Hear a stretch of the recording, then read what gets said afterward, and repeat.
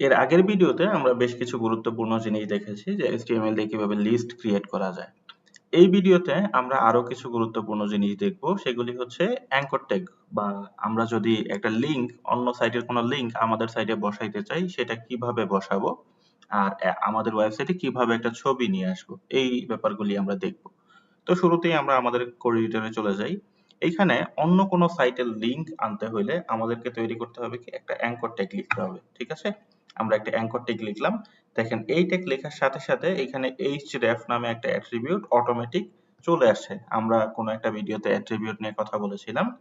তো এখন আমরা এই href যে অ্যাট্রিবিউটটা, এইটার ভিতর আমরা একটা ভ্যালু দিব। আমরা যেই সাইটটা আমাদের সাইটে দেখাইতে চাই, আমরা কোনো একটা সাইটের লিংক কপি করে নিয়ে আসি।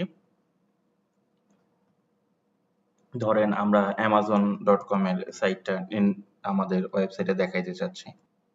তো আমরা amazon.com এর ওয়েবসাইটে চলে গেলাম। তো এই লিংকটা আমরা এখান থেকে কপি করব। কপি করে আমরা আমাদের যে এই href অ্যাট্রিবিউটটা আছে এটার ভ্যালু হিসেবে আমরা ব্যবহার করে দিব। ব্যবহার করে কি করতে হবে, এইখানে কিছু একটা লিখে দিতে হবে। আমরা লিখে দিলাম amazon, লিখে দিলাম, দিয়ে যদি সেভ করি, সেভ করলে এখানে দেখেন যে অ্যামাজনের লিংকটা আমাদের আউটপুটে দেখাচ্ছে। হ্যাঁ, এখানে যদি আমরা ক্লিক করি, তো এটা তো হচ্ছে একটা লাইভ প্রিভিউ, এটা তো ব্রাউজার না। লিংক ভিউ হইতে হলে তো একটা ব্রাউজার লাগে। তো এই আউটপুটটা আমাদের দেখার জন্য আমাদের ব্রাউজারে চলে যাইতে হবে। আমরা যদি আমাদের এই index.html ফাইলটা আমাদের ব্রাউজারে রান করি, দেখেন এইখানে কিন্তু আমাদের অ্যামাজনের যে লিংকটা আমরা এখানে তৈরি করেছি এটা চলে আসছে। এইখানে যদি আমরা ক্লিক দিই, ক্লিক দেওয়ার পরে দেখেন যে এখানে অ্যামাজনের সাইটটা চলে আসছে। আমরা আগের এটা কেটে দেই, তাইলে আপনারা একটু ভালো বুঝবেন, না হইলে ভাববেন যে যেটা ভিউ করা আছে সেটাই আসতেছে। আমরা আবার যদি পূর্বের ফিরে যাই,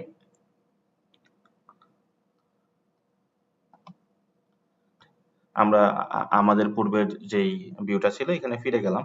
এখন ধরেন এখানে আরেকটা লিংক যদি আমরা নিয়ে আসি অ্যামাজনের মতো, আমরা ধরেন এখানে 10 মিনিট স্কুলের লিংকটা নিয়ে আসি। ঠিক আছে, আমরা আরেকটা অ্যাঙ্কর ট্যাগ নিলাম। এখানে আমরা 10 মিনিট স্কুলের যে লিংকটা আছে সেই লিংকটা এখানে দিয়ে দিব। ধরেন এখানে এই href ট্যাগের মধ্যে আমি একটু কপি করলাম। তো 10 মিনিট স্কুলের লিংকটা হচ্ছে 10 মিনিটস স্কুল। ঠিক আছে, এই লিংকটা আমরা এখানে বানান। ঠিক আছে, একটা ও কম হয়েছে।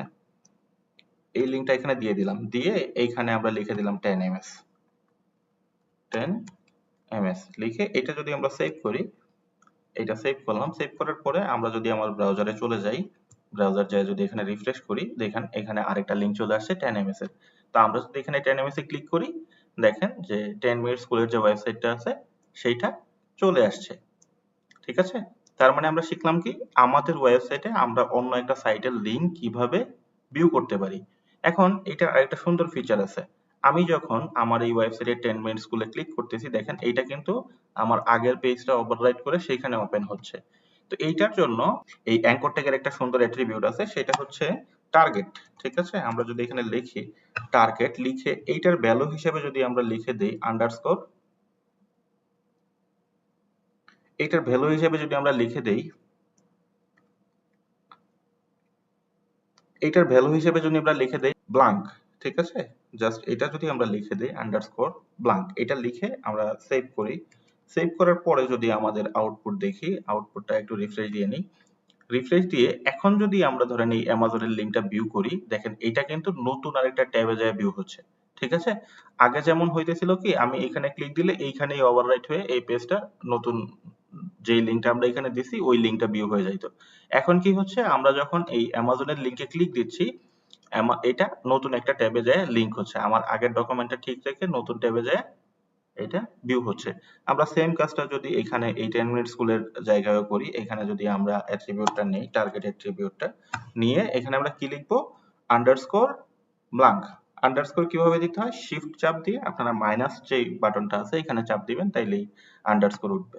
তারপর আমরা সেভ করি, সেভ করে যদি আমাদের ব্রাউজারে চলে যাই, এখন দেখেন আমাদের ডকুমেন্টস এটা, এটা যদি সেভ করি, রিফ্রেশ করি, রিফ্রেশ করার পরে দেখেন 10 মিনিটস ক্লিক দিলে এটা নতুন আরেকটা ট্যাবে যায় আমাদের এই ওয়েবসাইটটা ভিউ হচ্ছে।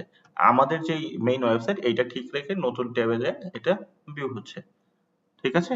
আমরা তাহলে কি শিখলাম? একটা আমাদের সাইটে অন্য সাইটের লিংক কিভাবে নিয়ে আসতে হয়, এটা কিভাবে সেম পেজে ভিউ করতে হয়, কিভাবে এক্সটার্নাল পেজে ভিউ করতে হয় সেই জিনিসগুলি শিখলাম। এখন আমরা আরেকটা মজার জিনিস শিখবো, সেটা কি? আমরা আমাদের ওয়েবসাইটে কিভাবে ছবি ব্যবহার করতে পারি বা ছবি নিয়ে আসতে পারি। এইটার জন্য আমাদের কি লাগবে? আমাদের কিছু জিনিস লিখতে হবে। আমরা আমাদের পেজ এডিটরে চলে গেলাম, যে আমাদের যে অ্যাঙ্কর ট্যাগ গুলি আছে সেগুলি আমরা মুছে দেই এখান থেকে। মুছে দিয়ে একটা ট্যাগ ব্যবহার করতে হবে, সেটা হচ্ছে img বা ইমেজ।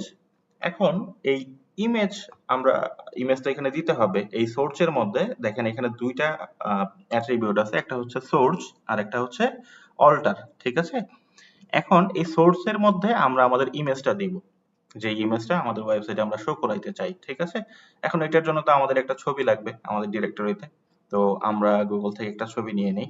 আমরা আমাদের গুগল ক্রোমে চলে গেলাম, এখানে একটা ছবি ধরেন ফ্লাওয়ার, একটা ছবি নিলাম, আমরা ফ্লাওয়ার লিখে সার্চ করি।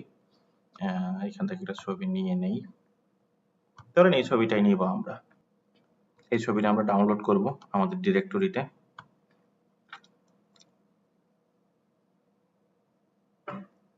তো আমরা আমাদের যে ফোল্ডারটা আছে, যেখানে index.html টা লেখা, আমরা সেই ফোল্ডারের ভিতরেই আমাদের এই ছবিটা হচ্ছে ডাউনলোড করে নিলাম। ডাউনলোড করে এই ছবিটার আমরা নামটা একটু চেঞ্জ করে নিব, যাতে আমাদের কোডে ইউজ করতে সহজ হয়।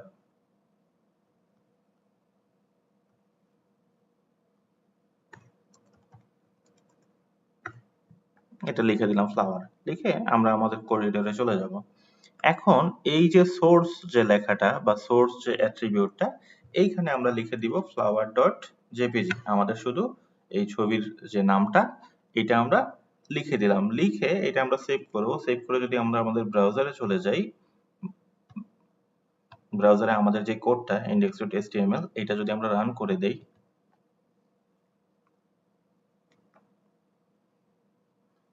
দেখেন আমাদের এই ফুলের ছবিটা আমাদের যে ওয়েবসাইটটা এখানে চলে আসছে। ঠিক আছে? দেখেন পুরো ইয়েটা জুড়ে ছবি চলে আসছে। খুব সহজ না? সুন্দর। তো এখন ধরেন এই ছবিটা পুরো জায়গাটা জুড়ে চলে আসছে। আমরা চাচ্ছি এটার একটা নির্দিষ্ট সাইজ থাকুক, এটার অর্ধেক জুড়ে থাকুক বা এটার একটু ছোট হোক। এইটার জন্য এই img বা ইমেজ ট্যাগের দুইটা অ্যাট্রিবিউট আছে। কি কি অ্যাট্রিবিউট? সেটা হচ্ছে height বা হাইট এন্ড উইডথ। হাইট বলতে আমরা কি বুঝি? দৈর্ঘ্য, আর উইডথ হচ্ছে প্রস্থ। তো আমরা এখানে বলে দিব হাইট কতটুকু হবে। আমরা এখানে বলে দিলাম হাইট হচ্ছে 400 পিক্সেল।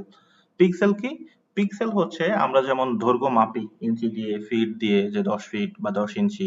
তো পিক্সেল হচ্ছে ওয়েবসাইটের জন্য বা আমাদের ডিসপ্লে সাপেক্ষে এই পরিমাপের একটা একক। ঠিক আছে? আমরা লিখে দিলাম হাইট হচ্ছে 400 পিক্সেল, একটা উইডথ লিখে দিব, উইডথ দিয়ে দিলাম 600 পিক্সেল। ঠিক আছে? 600 পিক্সেল দিয়ে দিলাম। দিয়ে এখন যদি আমরা সেভ করি, এটা সেভ করে যদি আমাদের ব্রাউজারে যাই, ব্রাউজারে এটা রিফ্রেশ করি, দেখেন আমরা যে সাইজটা এখানে বলে দিছি যে উইডথটা 600 পিক্সেল আর হাইটটা 400 পিক্সেল, ওইরকম ভাবেই ছবিটা চলে আসছে। আপনি আপনার প্রয়োজন অনুযায়ী আপনার সাইটে আপনি কত সাইজের বা কোন সাইজের ছবি ব্যবহার করতে চান, সেই অনুযায়ী এই হাইট উইডথ অ্যাট্রিবিউট গুলি ব্যবহার করবেন, সেখানে সাইজ লিখে দিবেন। ঠিক আছে? তো আমরা কি শিখলাম? একটা ছবি কিভাবে নিয়ে আসতে হয় আর এটার সাইজ অ্যাট্রিবিউট সম্পর্কে আমরা শিখলাম। এখন আমরা কি শিখবো? এখন আমরা শিখবো যে এখানে অল্টার নামে দেখেন আরেকটা অ্যাট্রিবিউট আছে। এটার কাজ কি? আমরা আমাদের এডিটরে চলে যাই। আমরা এডিটরে যাইয়া যদি এখানে দেখেন এই যে অল্টার নামে একটা অ্যাট্রিবিউট আছে। এটার কাজ কি?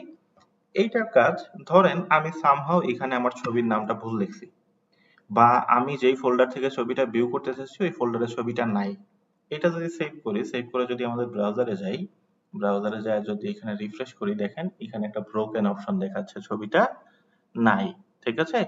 তো আমরা আমাদের যে অল্টার অ্যাট্রিবিউটটা আছে এইখানে যদি লিখে দেই ফ্লাওয়ার ডট বা ফ্লাওয়ার ইমেজ, এইটা যদি লিখে দেই, তারপর যদি আমরা রিফ্রেশ করি, এটা আবার ব্রাউজারে যায় যদি রিফ্রেশ করি, এখন দেখেন এখানে লেখা আসছে যে ফ্লাওয়ার ডট ইমেজ। তো এইটা দেওয়ার উপকারিতাটা কি বা কারণটা কি? এইটা যাতে কোনো ক্লায়েন্ট বা আপনি যখন ভিজিট করবেন তখন যাতে বুঝতে পারেন যে এখানে একটা ফুলের ছবি ছিল, কিন্তু সামহাউ আপনার টাইপিং এররের কারণে বা ছবিটা ডিলিট হয়ে যাওয়ার কারণে বা কোনো টেকনিক্যাল এররের কারণে এখানে ছবিটা ভিউ হচ্ছে না, কিন্তু এইখানে একটা ফুলের ছবি আছে। ঠিক আছে, জাস্ট এটা বোঝার জন্য আপনি অল্টার অ্যাট্রিবিউটে যদি কোনো কিছু নাও লিখেন তবুও সাইট কাজ করবে, এটা ম্যান্ডেটরি না, কিন্তু এটা লিখে দেওয়া হচ্ছে ডেভেলপারের বেস্ট প্র্যাকটিস। আপনি এটা লিখে দিবেন যাতে করে ক্লায়েন্ট বুঝতে পারে, কিন্তু এটা না লিখলেও সাইট কাজ করবে। ঠিক আছে, আমরা অল্টার অ্যাট্রিবিউটের কাজ দেখে ফেললাম।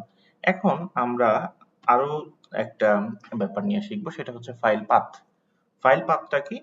আমরা যে আমাদের ছবিটা নিয়ে আসছি, এখন দেখেন এই ছবিটা কিন্তু আমাদের index.html যে ফাইলটা এইটার সাথেই আছে, অর্থাৎ আমাদের যে মেইন ফোল্ডারটা, এখানে লেকচার 3 নামে একটা ফোল্ডার ক্রিয়েট করছিলাম। দেখেন এখানে যে লেকচার 3 নামে ফোল্ডারটা ক্রিয়েট করছিলাম, এই ফোল্ডারের ভিতর আমাদের দুইটা ফাইল আছে, একটা হচ্ছে ছবি, একটা হচ্ছে আমাদের HTML ফাইল। ঠিক আছে, এখন এইটা আমাদের যে ছবিটা, এইটা ধরেন আমি যদি একটা ফোল্ডারের ভিতর নিয়ে নিই, আপনি যখন প্রফেশনালি কোনো সাইটের কাজ করবেন তখন সবগুলি ছবি, সবগুলি অডিও, সবগুলি ভিডিও একটা করে ফোল্ডারের ভিতর নিয়ে নিতে হবে, যাতে করে ফাইল হিজিবিজি না হয়ে যায়। ঠিক আছে, আমরা এই ছবিটা আমাদের এই ইমেজ ফোল্ডারের ভিতর নিয়ে নিলাম। আমরা আমাদের ছবিটা ইমেজ ফোল্ডারের ভিতর নেওয়ার পরে যদি সেভ করি, সেভ করে যদি আমরা এটার আউটপুট দেখতে চাই, এখানে যদি রিফ্রেশ করি, দেখেন এখানে কিন্তু ছবিটা নাই। এর কারণ হচ্ছে আমরা যখন শুরুতে পাচ্ছিলাম ছবিটা, তখন আমাদের ছবিটা ছিল এই index.html এর ফাইলের সাথে, কিন্তু এখন ছবিটা আছে একটা ফোল্ডারের ভিতরে। ঠিক আছে, তো আমাদের এই ফোল্ডারের নামটাও এখানে বলে দিতে হবে যদি আমরা আউটপুটে ছবিটা দেখতে চাই। কিভাবে লিখবো? আমরা এখানে এই ছবির নামের আগে আমাদের ফোল্ডারের নামটা লিখবো, দিয়ে এখানে একটা ব্যাকস্ল্যাশ দিতে হবে। ব্যাকস্ল্যাশ দিয়ে যদি আমরা সেভ করি, সেভ করে যদি আমরা আউটপুট দেখতে চাই, দেখেন এখন ছবিটা চলে আসছে। তার মানে কি দাঁড়াইলো? আমাদের ছবিটা কোথায় আছে বা আমাদের ডকুমেন্টটা কোথায় আছে এইটা কোডকে বলে দিতে হবে। এখন ধরেন যে এখানে একটা ফোল্ডার, তো এইটার ভিতরে ধরেন আরো ফোল্ডার থাকলো। হ্যাঁ, আমরা এই ছবিটা কাট করে রাখি, এটার ভিতরে ধরেন আরেকটা ফোল্ডার নিলাম, আরেকটা নিউ ফোল্ডার নামে ফোল্ডার নিলাম, নিয়ে এই ফোল্ডারের ভিতরে আমরা ছবিটা পেস্ট করে দিলাম। ঠিক আছে, পেস্ট করে এখন যদি আমরা দেখতে চাই আউটপুট, এটা সেভ করি, সেভ যদিও করা আছে, এখন যদি আউটপুট দেখতে চাই, দেখেন এখন কিন্তু ছবিটা পাচ্ছে না। এর কারণ কি? এটার পাথ চেঞ্জ হয়ে গেছে, ফাইল পাথ চেঞ্জ হয়ে গেছে। এখন এটা করার জন্য আমাদের কি করতে হবে? এই ফোল্ডারটাও লিখে দিতে হবে। তো আমাদের প্রথম ফোল্ডারটা কি ছিল? আইএমজি। আইএমজি ফোল্ডারের ভিতরে আমাদের আরেকটা ফোল্ডার আছে কি? New folder. এটা লিখে একটা ব্যাকস্পেস, তারপরে আমাদের ছবির নাম। এখন যদি আমরা সেভ করি, সেভ করে যদি আউটপুট দেখতে যাই, এখন আউটপুটটা দেখাচ্ছে। এর মানে আমরা কি বুঝলাম? আমাদের ডকুমেন্টস বা আমাদের ছবি আমরা যেইটাই আমাদের ওয়েবসাইটে দেখাইতে যাই না কেন, এটা কোথায় আছে এটা কম্পিউটারকে বলে দিতে হবে। এটার জন্য আমাদের কি কি করতে হবে? আমাদের ফোল্ডারের নাম লিখে ব্যাকস্ল্যাশ দিয়ে তারপর আমাদের ফাইলের নামটা লিখতে হবে। তো এই ভিডিওতে আমরা কি কি শিখলাম? অন্য একটা ওয়েবসাইটের লিংক আমরা কিভাবে আমাদের সাইটে নিয়ে আসতে পারি, আমরা কিভাবে আমাদের সাইটে একটা ছবি দেখাইতে পারি, সেই ছবির সাইজ কত হবে সেইটা আমরা সিলেক্ট করে দিতে পারি। ফাইল পাথ সম্পর্কে আমরা এই ভিডিওতে শিখলাম। এর পরের ভিডিওতে আমরা শিখবো আমাদের সাইটে আমরা কিভাবে একটা অডিও নিয়ে আসতে পারি, আমাদের সাইটে একটা কিভাবে ভিডিও নিয়ে আসতে পারি, এই ব্যাপারগুলি আমরা পরের ভিডিওতে দেখবো।